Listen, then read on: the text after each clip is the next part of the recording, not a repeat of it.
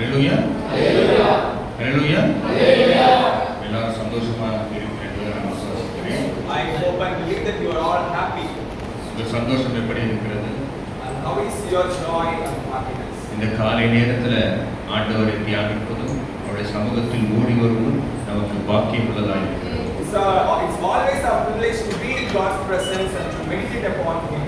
அந்த மகிழ்ச்சி எப்படி இருக்க வேண்டும் என்றால், நமக்கு ஒரு கோடி ரூபாய் நம்ம கையில கிடைத்தால் அந்த மகிழ்ச்சியை காட்ட 100 மடங்கு ஆண்டவருடைய சமூகத்தில் இருக்க வேண்டும். And that joy and happiness must be 100-fold more than when we have crores of rupees in our hands. இன்னைக்கு நம்ம எந்த காரியத்தை குறித்து பார்க்க போறோம்னால் விதையை குறித்து நாம் பார்க்க போகிறோம். விதை. Today we are going to meditate upon a seed. இன்னைக்கு இந்த விதை ஆனது எப்படி இருக்கிறது? So we will meditate upon how is the seed. Mark 4ஆம் அதிகாரத்துல Let's turn our attention to Gospel according to Mark chapter 4. 3ஆம் வசனத்தில் சொல்லப்பட்டிருக்கிறது. Verse 3 says that, கேளுங்கள், விதைக்கிறவன் ஒருவன் விதைக்க புறப்பட்டான். listen, behold, a sower went out to sow. விதைக்கிறவன் ஒருவன் விதைக்க புறப்பட்டான். A sower went to sow. இன்னைக்கு நம்ம எங்கே புறப்படுகிறோம்? And where are we going today? நாம் விதைக்கும்படிக்கு நாம் புறப்படுகிறோமா? Are we going to sow something? அல்லது வேற எந்த ஒரு காரியத்துக்காக நம்ம புறப்படுகிறோமா? Or after any other things? விதையை குறித்து வேதத்துல நிறைய காரியங்கள் சொல்லப்பட்டிருக்கிறது. And we have many other things mentioned in the Bible. விதை ஆனது நிலத்தில் செத்தால் ஒழிய பலன் கொடுக்காது. A seed will grow and give blessings and fruits when it dies in the ground. இன்னைக்கு நாம் ஆவிக்குரிய வாழ்க்கையிலே நாம் செத்தால்தான் நாம் உலகத்துக்கு பலன் கொடுக்க முடியும். So when we die for our sins in spiritual realm, then only we will be so fruitful in this world. அது என்ன ஆவிக்குரிய வாழ்க்கைக்கு சாவது என்றால், So what is to die in the spiritual realm? Die to நம்முடைய சுயத்திற்கு, it is for ourselves. நம்முடைய ஆசைக்கு, Die to our own desire. அப்படி பலவிதமான காரியங்களில் நாம் மரணிக்க வேண்டும். There are many other things that we should die. முக்கியமாக நாம் இந்த சரீரத்திலே நாம் மரணிக்க வேண்டும். Most importantly, we should die to our flesh. அருமையான அப்போஸ்தலனாகிய பவுல் சொல்லுகிறான். Apostle Paul says that. என்ன சொல்லுகிறான் என்றால், What does he say? இந்த சரீரம் செத்தால் ஒழிய நாம் பரலோகத்துக்குரியவர்களாக வாழ முடியாது. Until our body dies, we will not enter into the. அதே போலதான் இந்த விதையும் நிலத்தில் செத்தால் ஒழிய பலன் கொடுக்காது. The same way, until the seed dies in the ground and it cannot grow. இந்த விதையை குறித்து 4 விதமான காரியங்களை குறித்து நாம் இன்னைக்கு சுருக்கமாக ரத்தன சுருக்கமாக இன்னைக்கு நாம பார்க்க போகிறோம். Very shortly we will be discussing about 4 things about the seed. 4வது வேதவாக்கியம் சொல்லப்பட்டிருக்கிறது. 4th verse says, அவன் விதைக்கையில் சில விதை வழியருகே விழுந்தது, ஆகாயத்து பறவைகள் வந்து அதை பட்சித்து போட்டது. as he sowed, that some seed fell by the wayside, and the birds of the air came and devoured it. இந்த வேத வாக்கியத்தை நாம் ஏன் தியானிக்கிறோம் என்றால், நாம் நம்முடைய விதையை எங்கே போடுகிறோம்? Why are we meditating this verse today is where are we sowing? இங்கே முதல் விதை எங்கே போடப்பட்டிருக்கிறது? The first part was வழி அருகே. fell by the wayside. இன்னைக்கு நம்முடைய விதையை நாம் எங்கே போடுகிறோம்? வழி அருகே நாம் போடுகிறோமா? Today where are we sowing, whether on the road wayside? வழி அருகே போட்டோமானால் If we sow on the wayside, ஆகாயத்து பறவைகள் வந்து அதை பட்சித்து போடும். birds of the air will come and eat it or consume it. ஆகாயத்து பறவைகள் என்பது நம்முடைய ஆசீர்வாதத்தை திருடுகிற ஒரு காரியம். Birds of the air means something which steals. நம்முடைய ஆசீர்வாதத்தை மற்றவருக்கு நாம் கொடுக்க கூடாது. We should never give our blessing. நம்முடைய விதையை வழி அருகே விதைக்கிறவர்கள் நாம் இருக்க கூடாது. Should not throw a seed by the wayside. இந்த விதை கர்த்தருடைய ராஜ்யத்திற்கென்று விதைக்கிறவர்களாக நாம் இருக்க We must வேண்டும். sow it for the kingdom of God. இரண்டாவது விதை எங்கே போடப்படுகிறது என்றால், Second thing is that சில விதை அதிக மண்ணில்லாத கற்பாறை நிலத்தில் விழுந்தது, அதற்கு ஆழமான மண் இல்லாததினால் சீக்கிரத்தில் முளைத்தது. some fell on stony ground where it did not have much earth, and immediately it sprang up because it had no depth of earth.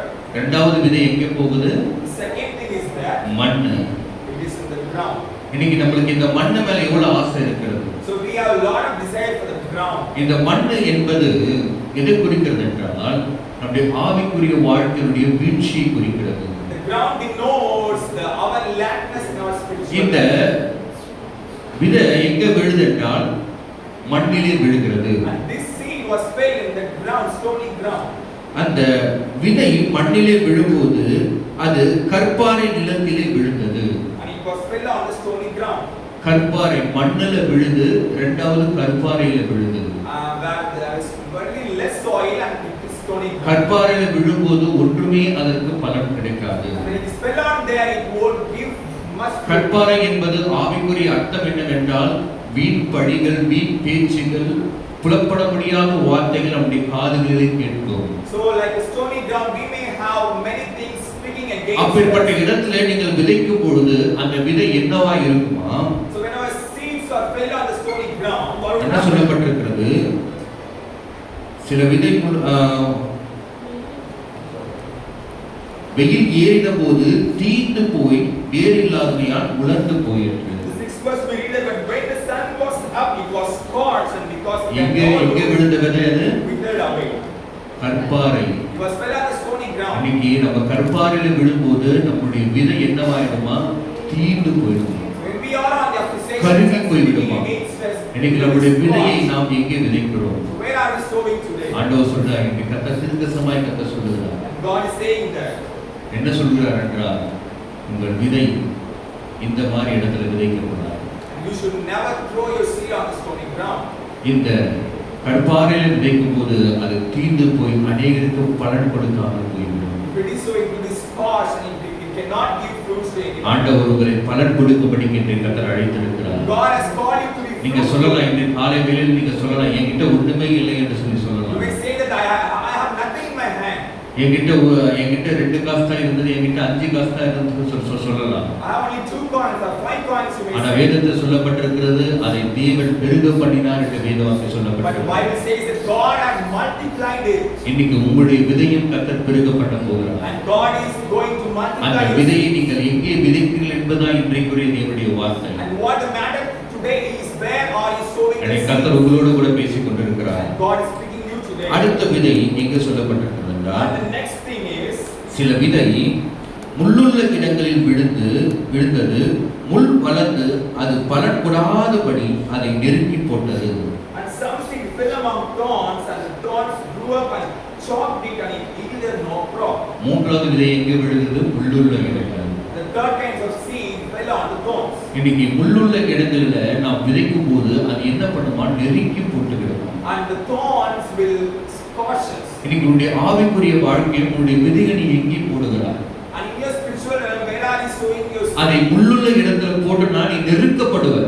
It fell on the thorns, உபத்திரவத்தினாலும், and it will be chopped கண்ணீரினாலும், down, and with troubles, கவலையினாலும், tears and problems, மரண வேதனைகளினாலும் and the shadow of death. நீ நெருக்கப்படுவர். You may be chopped down. ஆனால் சங்கீதக்காரன் தாவீது என்ன சொல்லுகிறான்? What the psalmist did, நான் மரண இருளில் பள்ளத்தாக்கிலே நடந்தாலும் பொல்லாப்புக்கு பயப்படேன். though I walk in the shadow of death, I will fear no evil, ஏனா தேவன் அவரோடு கூட இருக்கிறார். because the Lord was on இன்னைக்கு ஆண்டவர் நம்மளோடு கூட இருக்கிறாரா? and is God with சற்று நாம் us today? சிந்தித்து பார்க்க வேண்டும். Let us examine them. இன்னைக்கு நம்ம எந்த இடத்துல விதைக்கிறோம்? Where are we sowing? முள்ளுள்ள இடங்களை விதைச்சா அது நெருக்கி போட்டுவிடும். These are the thorns. It will நம்முடைய chop. ஆவிக்குரிய வாழ்க்கைக்கு பலவிதமான நெருக்கங்கள் வரும். We may have many problems in spiritual life. கர்த்தர் இன்றைக்கு திருந்தசமாய் கர்த்தர் பேசிக் கொண்டிருக்கிறார். God is என் prophetically நெருக்கத்தை எப்போ speaking to you. மாற்றுவீங்கன்னு சொல்லி கேட்கலாம். ஆனா And we say that how ஆனா can you கடைசியா go on? கர்த்தர் ஒரே ஒரு விதையை சொல்றாரு. And the last thing is, சில விதை நல்ல நிலத்தில் விழுந்து ஓங்கி வளர்கிற பயிராகி ஒன்று 30, ஒன்று 60, ஒன்று 100 பலன் தந்தது. but other seed fell on good ground, even a crop that sprang up, increased and produced, some 34, some 60, and some 100. நாலாவது இடம் என்ன சொல்லப்பட்டிருக்குன்னா Fourth நல்ல place நிலம். is good ground. நல்ல நிலம். Good ground. ஆனா இன்னைக்கு நல்ல நிலம் நம்முடைய கண்களுக்கு தெரியாது. And today the good grounds are hiding from our sight. ஆடம்பரமான இடத்துல விதைக்கலாமா? We may look for a beautiful place. ஆனா ஈசாக்கு எந்த தேசத்துல விதைத்தாங்க? But remember Isaac, பஞ்சமுள்ள தேசத்துல விதைத்தாங்க. he is sown where there was ஆனா famine. கர்த்தர் சொல்றாரு, நீ இடத்தை பார்க்காத, வசதியை பார்க்காத, அந்தஸ்தை பார்க்காத, உன்னுடைய சூழ்நிலைகளை பார்க்காத. God is telling that don't look around your situations and the place and what is surrounding. கர்த்தரை மாத்திரம் நம்பி நீ விதைத்தாய் என்றால் But if you trust the Lord and sow your seed, அதை கர்த்தர் நல்ல நிலமாக மாற்றுவார். God will நல்ல நிலத்துல எப்படி வருமா? And in that good ground, மூன்று விதமான ஆசீர்வாதத்தை அந்த நல்ல நிலத்துல கர்த்தர் தருகிறார். and you will have crop in 3 types of. அது என்ன ஆசீர்வாதம் என்றால் 30 மடங்கு ஆசீர்வாதம். A 30-fold blessing. இரண்டாவது ஆசீர்வாதம் என்றால் 60 மடங்கு ஆசீர்வாதம். Second, a 60. மூன்றாவது மடங்கு ஆசீர்வாதம் என்னவென்றால் 100 மடங்கு ஆசீர்வாதம். Third, 100-fold blessing. நீ எங்கே விதைக்கும் போது கற்பாறை நிலத்துல இல்ல, முள்ளுள்ள இடத்துல இல்ல, வேர் இல்லாத இடத்துல இல்ல. ஆண்டவர் சொல்றார் நல்ல நிலத்துல நீ விதைக்கும் போது. You will be blessed only when you sow on the good ground, not on stony ground or thorns or wayside. ஆனால் இன்னைக்கு நாம் நல்ல நிலத்துல விதைக்கிறவர்களாக இருக்க வேண்டும். We must be a people who sow on the good இன்னைக்கு ground. ஒரு தீர்மானத்தை எடுத்துக்கொள்ளுங்க. Let us make a decision today. ஆண்டவரே நான் நல்ல நிலத்துல விதைக்க எனக்கு கிருபை தாரும். That give me a grace to sow on the good ground. நான் நல்ல நிலத்துல விதைக்க எனக்கு உம்முடைய தயவை தாருங்க. Lord, I need your favor. நம்ம ஆண்டவரை ஒரு 2 நிமிஷம் நம்ம ஆண்டவருக்காக நேரா நம்ம துதிப்போம். Let's take 2 minutes in God's presence to praise you and pray to you. இன்னும் துதிப்பே, இன்னும் போற்றுவே, இன்னும் உம்மை ஆராதிப்பே. இன்னும் துதிப்பே, இன்னும் போற்றுவே, இன்னும் உம்மை ஆராதிப்பே. எக்காலமும் நான் துதிப்பேன், எவ்வேளையும் நான் போற்றுவேன்.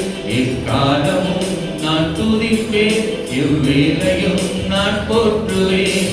இன்னும் துதிப்பேன், இன்னும் போற்றுவேன், இன்னும் உம்மை ஆராதிப்பேன். வல்லவர் நல்லவர் சர்வ வல்லவர் இயேசு வல்லவர் நல்லவர் சர்வ வல்லவர். ஆண்டவரே நாங்கள் உம்மை இன்னும் துதிக்கத்தக்கதாக எங்களுடைய விதையை நாங்கள் எந்த இடத்துல விதைக்கிறோம் என்று சொல்லி பார்த்தோம். 4 விதமான நிலங்களை குறித்து பார்த்தோம் அப்பா. Help us to praise you more and help us to sow as we are meditating upon your word about 4 different places. ஆனா நாங்கள் அந்த 3 நிலத்துல விதைக்க கூடாதுப்பா. But we must be people of good sower. அந்த 3 நிலத்துல விதைத்தால் எங்களுக்கு எந்த விதமான பலனும் கிடையாதுப்பா. If we sow on other than the good ground, the 3 places, we may not get crops. நாங்கள் நல்ல நிலத்துல விதைக்க, நாங்கள் நல்ல நிலத்துல பலன் கொடுக்க, நாங்கள் நல்ல நிலத்துல கனி கொடுக்க எங்களுக்கு கிருபை தாரும். But we need your grace to sow on the good ground and be fruitful. எல்லாரும் ஒப்பு கொடுப்போமா? எல்லாரும் ஒப்பு கொடுப்போமா? எல்லாரும் கண்களை மூடுவோமா? எல்லாரும் கண்களை மூடுவோமா? இன்னும் 2-3 நிமிடங்கள் நான் முடிக்க போகிறேன். ஆண்டவர் சொல்றாரு, இயேசுவே உமக்கே ஸ்தோத்திரம். God, we praise your name. அப்பா உமக்கே ஸ்தோத்திரம். God, we give you glory. அன்பின் பரலோக பிதாவே, இயேசு கிறிஸ்து நாமத்தினாலே நாங்கள் ஜெபிக்கிறோம். இன்றைக்கு கொடுத்த வேத வாக்கியத்தின்படி ஆண்டவரே விதைகளை குறித்து பார்த்தோம்.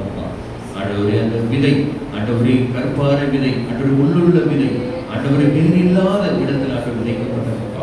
ஆனால் 4வதாக நல்ல நிலத்துல விதைத்து எங்களுக்கு பலனை ஆண்டவரே 30, 60, 100 கர்த்தர் கொடுத்திருப்போம். நாங்கள் நல்ல நிலத்துல விதைக்க எங்களுக்கு கிருபையும் எங்களுக்கு ஆசீர்வாதத்தையும் எங்களுக்கு உங்களுடைய தயவும் கர்த்தர் கொடுக்கும்படி கர்த்தர் கிருபை செய்வார்.